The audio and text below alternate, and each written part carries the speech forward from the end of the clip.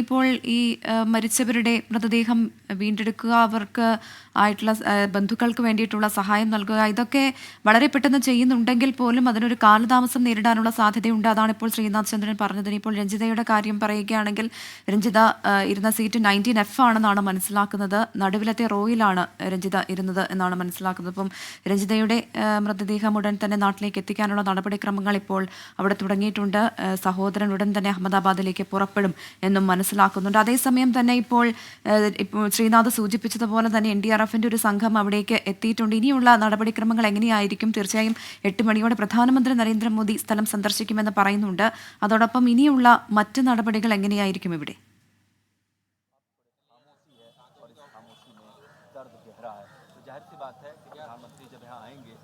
രഞ്ജിതയുടെ അടക്കമുള്ള ആളുകളുടെ മൃതദേഹങ്ങൾ തിരിച്ചറിയാനുള്ള നടപടിക്രമം പുരോഗമിക്കേണ്ടതുണ്ട്. അതിൽ കുറേ പേരുടെയെങ്കിലും ബന്ധുക്കൾ ഇതിനോടകം തന്നെ എത്തിയിട്ടുണ്ട്. ഇന്നലെ രാത്രി തന്നെ എത്തിയിട്ടുണ്ട്. അവരുടെയൊക്കെ സാമ്പിളുകൾ പരമാവധി ശേഖരിക്കാൻ കഴിഞ്ഞിട്ടുമുണ്ട്. കൂടുതൽ ആളുകൾ പിന്നാലെ എത്തുകയും ചെയ്യും. വിവിധ സംസ്ഥാനങ്ങളിൽ നിന്നുള്ള ആളുകൾ ഈ അപകടത്തിൽപ്പെട്ടിട്ടുണ്ട്.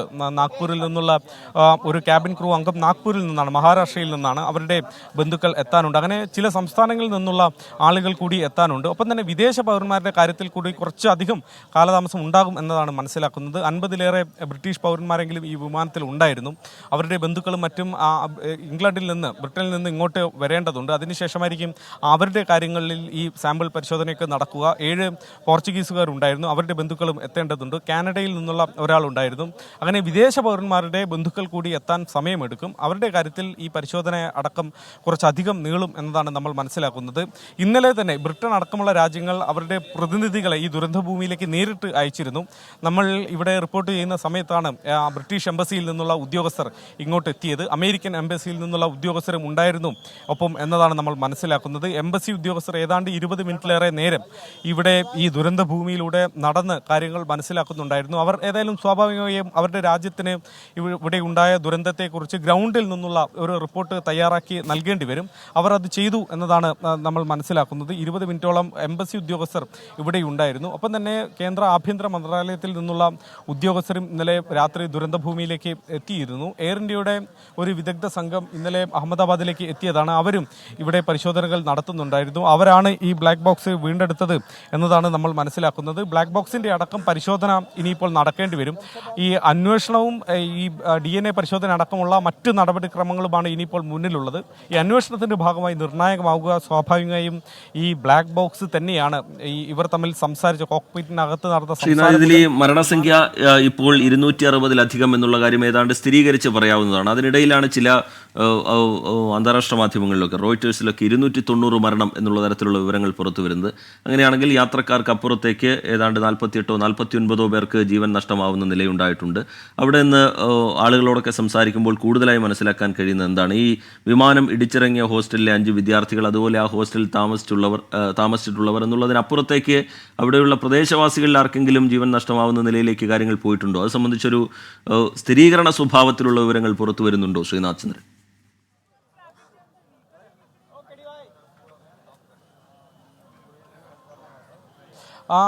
റിജിത്ത്, ഈ ഒരു പ്രദേശത്തിൻ്റെ ഒരു ഘടന എങ്ങനെയാണ് എന്ന് ഞാനൊന്ന് കാണിക്കാം. അതായത് ഈ വിമാനത്താവളം, അപ്പുറം വിമാനത്താവളം, അത് കഴിഞ്ഞൊരു ഗ്രൗണ്ട്, അതിനുശേഷമാണ് ഈ ഒരു ക്യാമ്പസ്. ഒരു മതിൽക്കെട്ടിനുള്ളിലുള്ള 6-7 കെട്ടിടങ്ങളാണ് ഈ തരത്തിലുള്ളത്. അവിടെയാണ് ഹോസ്റ്റൽ പ്രവർത്തിച്ചിരുന്നത്. അത് കഴിഞ്ഞ് പിന്നീട് ഒരു ഒഴിഞ്ഞ പ്രദേശമാണ് ഉള്ളത്.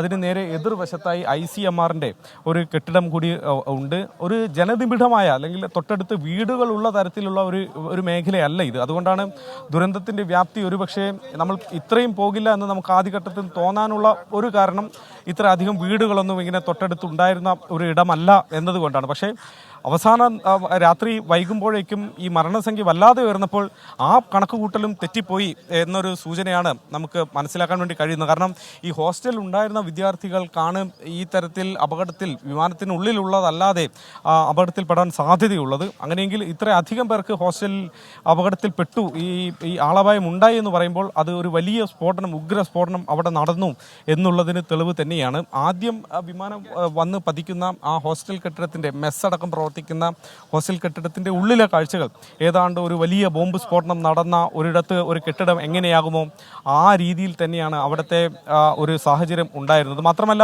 തൊട്ടടുത്തുള്ള മറ്റ് കെട്ടിടങ്ങളിലൊക്കെ തന്നെ ഒരു വലിയ ഉഗ്ര സ്ഫോടനം നടന്നു കഴിഞ്ഞാൽ എങ്ങനെയാകുമോ കെട്ടിടങ്ങൾക്കൊക്കെ നാശനഷ്ടങ്ങൾ സംഭവിക്കുക, സമീപമുള്ള കെട്ടിടങ്ങൾക്ക് നാശനഷ്ടം ഉണ്ടാവുക, അതേ കണക്കെ തന്നെയാണ് ഇവിടെ മറ്റ് കെട്ടിടങ്ങളിലും ഉള്ളത് അവസ്ഥ. അപ്പോൾ ഇവിടെ താമസിച്ചിരുന്ന ആളുകൾ ഒരുപക്ഷെ പുറത്ത് ഈ വരാന്തയിലൂടെയും മറ്റും അല്ലെങ്കിൽ താഴത്തെ മുറ്റത്തൂടെയും മറ്റും ഒക്കെ നടന്നിരുന്ന ആളുകൾക്കും അല്ലെങ്കിൽ ഈ മെസ്സിലേക്ക് പുറത്തു നിന്ന് നേരത്തെ PG വിദ്യാർത്ഥികൾ പറഞ്ഞതനുസരിച്ചാണെങ്കിൽ ഉച്ച സമയത്ത് പുറത്തു നിന്നുള്ള വിദ്യാർത്ഥികൾ പോലും ഈ മെസ്സിലേക്ക് വരാറുണ്ട്. അങ്ങനെ വന്ന വിദ്യാർത്ഥികൾ പോലും ഈ അപകടത്തിൽപ്പെട്ടിരിക്കാനുള്ള ഒരു സാധ്യതയുണ്ട്. അതുകൊണ്ട് മരണസംഖ്യ ഈ വിധം ഉയരുന്നത് ആ തരത്തിൽ കൂടുതൽ പേർ ഈ മെസ്സുമായി ബന്ധപ്പെട്ട് ഈ ക്യാമ്പസിനകത്ത് എത്തിയിട്ടുള്ള ആളുകളാകും അപകടത്തിൽപ്പെട്ടിരിക്കുക എന്നതാണ് നമ്മൾ മനസ്സിലാക്കുക. കാരണം പുറത്ത് ഏതെങ്കിലും ഈ ക്യാമ്പസിന് പുറത്തേക്ക് ഈ വിമാനത്തിൻ്റെ ഏതെങ്കിലും ഭാഗങ്ങൾ വന്നിട്ടില്ല, ഈ മതിൽക്കെട്ടിന് പുറത്തേക്ക് എന്തെങ്കിലും തരത്തിലുള്ള ഒരു അപകടം ഉണ്ടായിട്ടില്ല. അതുകൊണ്ട് ഈ ക്യാമ്പസിനകത്ത് ആ സമയം താമസിച്ചിരുന്ന ആൾ, ഭക്ഷണം കഴിച്ചുകൊണ്ടിരുന്ന ആൾ, അല്ലെങ്കിൽ പുറത്തു നിന്ന് ഭക്ഷണം കഴിക്കാനായി ക്യാമ്പസിലേക്ക് എത്തിയ ആളുകൾ, അവർക്കാണ് ഈ കോമ്പൗണ്ടിനകത്തേക്ക് എത്തിയ അവർക്കാണ് ഇതിൽ ജീവഹാനി സംഭവിച്ചിട്ടുണ്ടാവുക എന്നതാണ് മനസ്സിലാവുക. അതിനപ്പുറത്തേക്ക് വിമാനത്തിൽ ഉണ്ടായിരുന്ന ഒരാളൊഴികെ ബാക്കി എല്ലാവരും മരിക്കുകയും ചെയ്തിട്ടുണ്ട്. അങ്ങനെ മരണസംഖ്യ 260 കടന്നു എന്നുള്ള കാര്യത്തിൽ ഇവിടെ നിന്നൊരു സ്ഥിരീകരണം നൽകാൻ കഴിയുന്നുണ്ട്. വാർത്താ ഏജൻസികൾ നൽകുന്നത് പോലെ 290-ലധികമായോ എന്നുള്ള കാര്യത്തിൽ ഒരു ഔദ്യോഗികമായ സ്ഥിരീകരണം ഇതുവരെ നമുക്ക് ലഭ്യമായിട്ടുമില്ല. റിജിത്ത്. ശരി, ശ്രീനാഥ് ചന്ദ്രനാണ് വിവരങ്ങൾ നൽകിയത്. ഇനി പത്തനംതിട്ടയിലേക്ക് പോവുകയാണ്. രഞ്ജിതയുടെ വീട്ടിൽ നിന്നാണ് AV ജയശങ്കർ ചേരുന്നത്. ജയശങ്കർ, ഇന്നിപ്പോൾ പ്രധാനപ്പെട്ട നേതാക്കൾ ഉൾപ്പെടെ രഞ്ജിതയുടെ വീട്ടിലെത്തുന്നുണ്ട്. ഈ ഔദ്യോഗികമായി തന്നെ രഞ്ജിതയുടെ വീട്ടിലെത്തി അമ്മയെയും ഒപ്പം രഞ്ജിതയുടെ മക്കളെയും കാണുന്നുണ്ട്. എപ്പോഴായിരിക്കും കളക്ടർ ഉൾപ്പെടെ എത്തുക? മറ്റു വിവരങ്ങൾ എങ്ങനെ?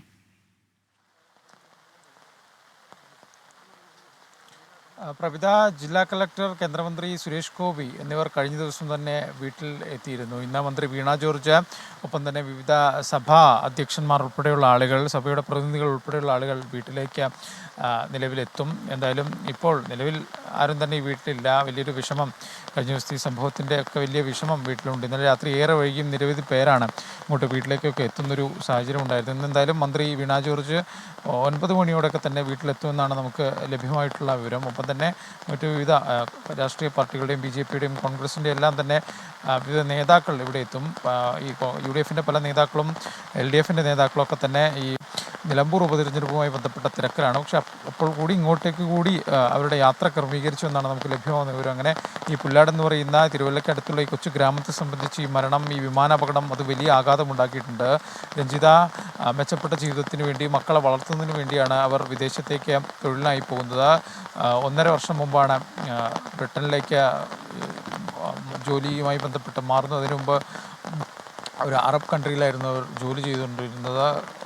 അത്തരത്തിൽ വലിയ സ്വപ്നങ്ങളുമായി പോയതാണ്. നമ്മൾ ആ വീടിന് മുന്നിൽ വന്നപ്പോൾ ദൃശ്യങ്ങളിലൊക്കെ കാണാം. ആ പാതി പണി തീർത്ത ഭവനം നമുക്ക് ദൃശ്യങ്ങൾ കാണാം. ആ വീട് പൂർത്തിയാക്കുക, മക്കളെ മെച്ചപ്പെട്ട രീതിയിലാക്കുക എന്നതുകൊണ്ടാണ് സർക്കാർ ജോലി ദീർഘാവധി എടുത്തുകൊണ്ട് അവർ വിദേശത്തേക്ക് പോകുന്നത്. ആ സ്വപ്നങ്ങളൊക്കെ തന്നെയാണ് ഇന്നലത്തെ ഈ വിമാനാപകടത്തോടു കൂടി തന്നെ പൊലിയുകയും ചെയ്തത്. ആ മക്കൾ ഇപ്പോഴും തങ്ങളുടെ അമ്മ മരിച്ചു എന്ന കാര്യം വിശ്വസിച്ചിട്ടില്ല. അവർക്കത് ബോധ്യപ്പെടുത്താൻ ബന്ധുക്കൾക്ക് സാധിച്ചിട്ടില്ല. അങ്ങനെ വലിയ വിഷമമുള്ള സാഹചര്യമാണ്. എന്തായാലും പ്രദേശത്ത് ശക്തമായ മഴ നിലവിൽ തുടരുന്നൊരു സാഹചര്യമുണ്ട്.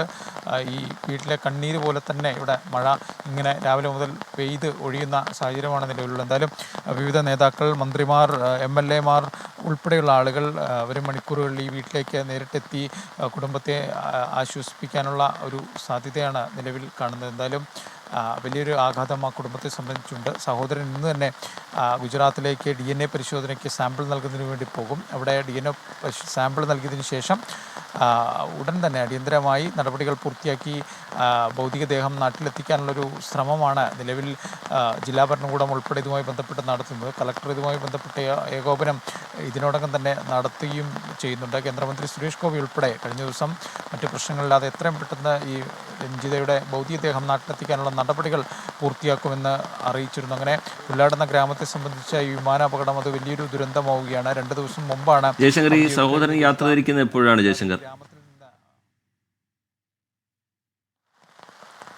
അതുമായി ബന്ധപ്പെട്ടൊരു സ്ഥിരീകരണം ഇതുവരെ ലഭിച്ചിട്ടില്ല.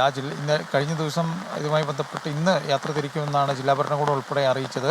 അതിന് ഗുജറാത്തിൽ നിന്ന് ഉൾപ്പെടെ അതുമായി ബന്ധപ്പെട്ട നിർദ്ദേശം ലഭിക്കുന്ന മുറയ്ക്ക് ജില്ലാ ഭരണകൂടമായിരിക്കും ഇതുമായി ബന്ധപ്പെട്ട ഏകോപനം ഉറപ്പാക്കുക. ജില്ലാ കളക്ടറോട് കൂടി ആലോചിച്ച് അവരുടെ കൂടി നിർദ്ദേശമനുസരിച്ചായിരിക്കും കുടുംബം എന്തായാലും സഹോദരൻ അങ്ങോട്ട് DNA സാമ്പിളിനുമായി ബന്ധപ്പെട്ട് പോവുക. ഇന്ന് ഉച്ചയോടുകൂടിയോ വൈകിട്ടോടുകൂടിയോ തിരിക്കാനാണ് നിലവിലൊരു സാധ്യത. പക്ഷേ അതുമായി ബന്ധപ്പെട്ട ഔദ്യോഗികമായൊരു സ്ഥിരീകരണം ഇതുവരെ വന്നിട്ടില്ല. കാരണം ഗുജറാത്തിലെ സാഹചര്യം അനുസരിച്ച് അവിടെ നിന്നൊരു നിർദ്ദേശം കൂടി ലഭിക്കുന്ന മുറയ്ക്കായിരിക്കും ഇവിടെ നിന്ന് രഞ്ജിതയുടെ ഇളയ സഹോദരൻ ഗുജറാത്തിലേക്ക് തിരിക്കുക. എന്തായാലും അതിൻ്റെ ക്രമീകരണങ്ങൾ മറ്റു കാര്യങ്ങളൊക്കെ തന്നെ ഒരു മണിക്കൂറിൽ അറിയാമെന്ന് സാധിക്കുന്നു. എന്തായാലും നിലവിൽ ഇന്നലത്തെ അതേ മൂകത, അതേ വിഷമം, അതേ സാഹചര്യം തന്നെയാണ് ഈ വീട്ടിലുള്ളത്. ഈ രഞ്ജിതയുടെ പാതി പണി തീർത്ത വീട് അത് വലിയ വിഷമമായി, സങ്കടമായി ഇങ്ങനെ നമ്മുടെ ക്യാമറയ്ക്ക് മുമ്പിൽ ഓരോ തവണയും ഇങ്ങനെ നിൽക്കുന്ന കാഴ്ചയാണ് കാണുന്നത്. എന്തായാലും ഇന്ന് മന്ത്രി വീണ ജോർജ് ഉൾപ്പെടെ രാഷ്ട്രീയ, സാമൂഹിക, സാംസ്കാരിക രംഗത്തെ വിവിധ ആളുകൾ ഈ വീട്ടിലെത്തി അന്ത്യാഞ്ജലി അർപ്പിക്കും. എന്തായാലും വലിയ വിഷമം ഈ പുല്ലാട്ടെ ഗ്രാമത്തെ സംബന്ധിച്ചുണ്ട്. റീജിത്ത്, പ്രഭിത.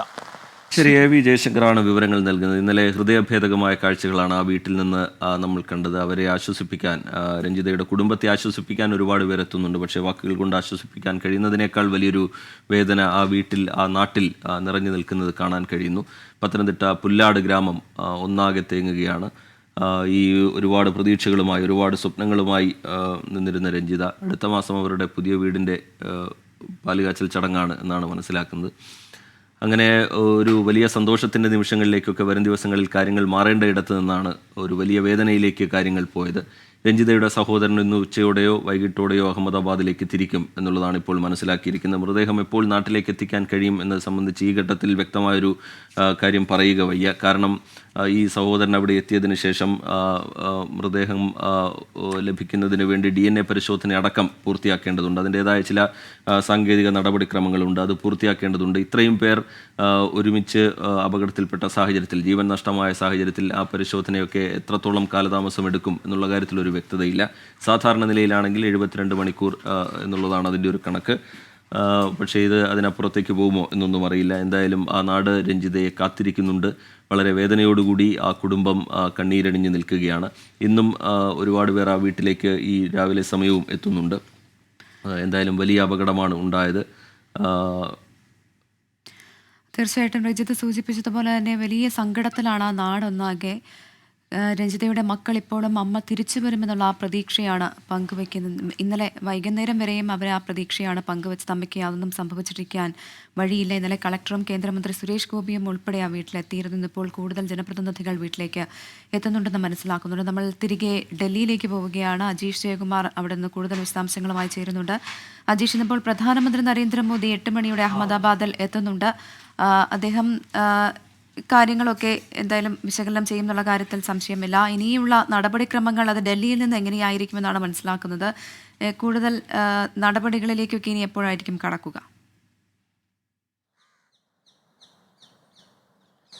പ്രവിത, ഈ വിമാന ദുരന്തം ഉണ്ടായതിന് പിന്നാലെ തന്നെ വ്യോമയാന മന്ത്രിയും അപ്പോൾ തന്നെ ആഭ്യന്തരമന്ത്രിയും അവിടേക്ക് പോയിരുന്നു, അഹമ്മദാബാദിലേക്ക് പോയിരുന്നു. അവർ രണ്ടുപേരും ഇന്നലെ വൈകിട്ടോടെ തന്നെ ഈ അപകടം നടന്ന സ്ഥലത്തെത്തിയിരുന്നു. അവിടുത്തെ ആ സ്ഥലം, ഈ അപകടം നടന്ന സ്ഥലം നേരിട്ട് കണ്ട് ഈ സ്ഥിതിഗതികളൊക്കെ അവർ പരിശോധിച്ചിരുന്നു. കൂടാതെ ഈ പരിക്കേറ്റവരെ പ്രവേശിപ്പിച്ചിരിക്കുന്ന ആശുപത്രിയിലടക്കം ഇവർ രണ്ടുപേരും ചെന്നിരുന്നു.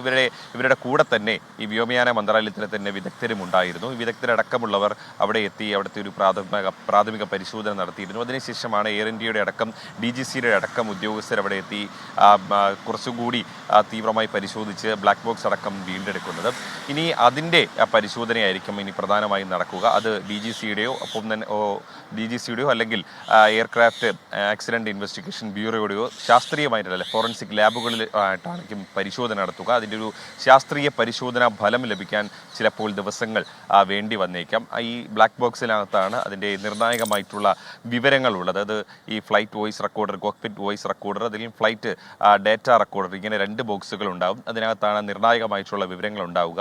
ഏതാണ്ട് 30 സെക്കൻഡുകൾ മാത്രമാണ് ഈ വിമാനം ഭൂമിയിൽ നിന്ന് ആകാശമതിൽ ഉയർന്നു പറന്നത്. അതിനുള്ളിൽ തന്നെ ഈ അപകടം സംഭവിച്ചിട്ടുണ്ടായിരുന്നു. 625 അടി മാത്രമാണ് ഈ ഫ്ലൈറ്റിന് അതിന് ഓൾട്ടിറ്റ്യൂഡ് കൈവരിക്കാൻ സാധിച്ചിരുന്നുള്ളൂ.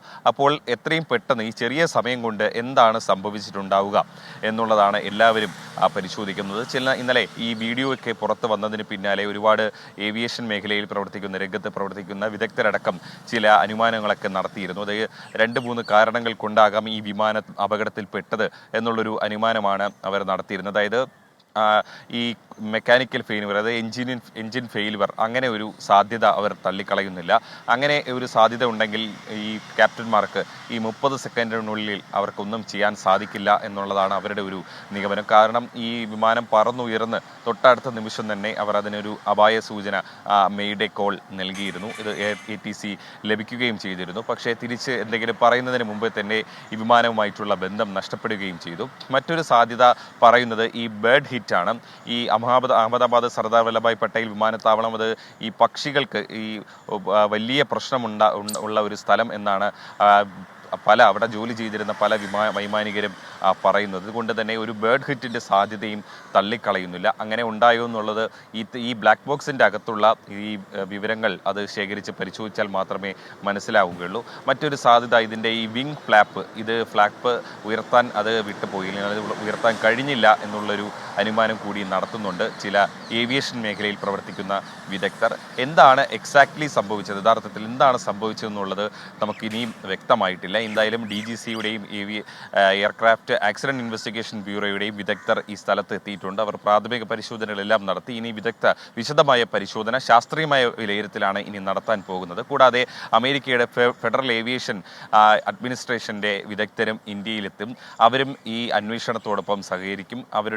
അവരുടെ അനുഭവ പരിചയം വെച്ചുകൊണ്ട് തന്നെ ഈ മുൻപ് അവർ നടത്തിയ നൽകുന്ന കേന്ദ്ര സർക്കാർ പ്രഖ്യാപിച്ച അന്വേഷണവും അതുപോലെ വിമാന കമ്പനി പ്രഖ്യാപിച്ച അന്വേഷണവും നടക്കും. അതുപോലെ അമേരിക്കൻ ഫെഡറൽ ഏവിയേഷൻ ഒരു സംഘത്തെ അന്വേഷണത്തിനായി ഇന്ത്യയിലേക്ക് അയച്ചിട്ടുണ്ട്. എന്താണ് ഈ അപകടത്തിന്റെ കാരണം, ആകാശ ദുരന്തത്തിന്റെ കാരണം എന്നത് സംബന്ധിച്ചുള്ള വ്യക്തതയാണ് ഇനി വരേണ്ടതുള്ളത്. ഒപ്പം തന്നെ ഈ ദുരന്തത്തിൽ മരിച്ചവരുടെ മൃതദേഹം ബന്ധുക്കൾക്ക് വിട്ടു നൽകേണ്ടതുണ്ട്. അതിന് സാധാരണയായുള്ള DNA പരിശോധന പോലുള്ള നടപടിക്രമങ്ങളും നടക്കുന്നുണ്ട്. ചിലരിൽ നിന്നൊക്കെ സാമ്പിൾ ശേഖരിച്ചിട്ടുണ്ട്.